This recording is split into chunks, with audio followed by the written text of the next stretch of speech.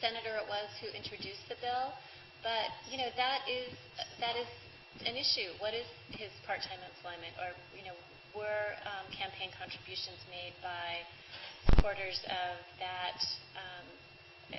of that organization? It's a problem that bedevils every bill. On the issue of financial disclosure, most of you know that the United States Supreme Court struck down the honest services law that was used to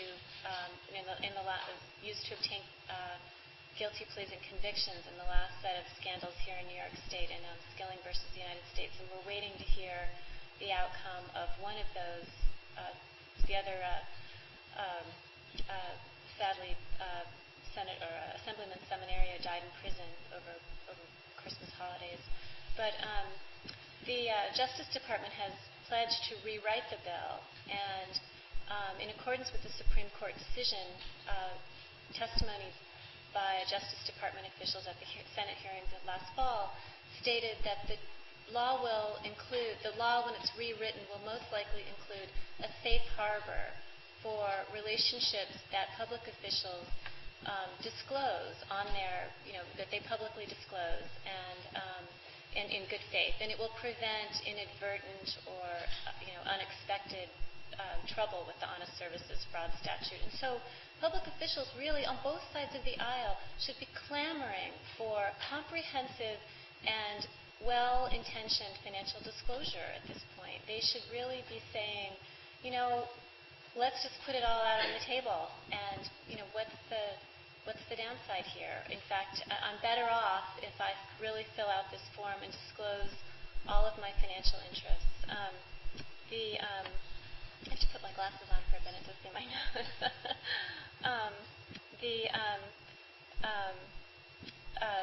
The other issue that we have here in New York State, because of the hasty laws that were passed in the 80s, sort of a problem that goes back many years, I'm not sure it was really even discussed during the 2007 reforms, is that is legislators who are able to be business partners or have professional practices with people who do have substantial business before the state.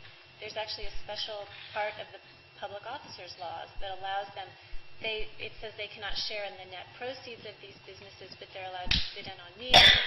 These kinds of things are, they probably should be looked at again carefully. They should be thought through in a meaningful way. The Legislative Ethics Commission under the law was supposed to have issued guidance about what does it mean to share in the net proceeds of these, and that guidance was never written. So there are many aspects of this. I think it requires a lot more thought and digging, and your example is a good one. I just have two quick thoughts.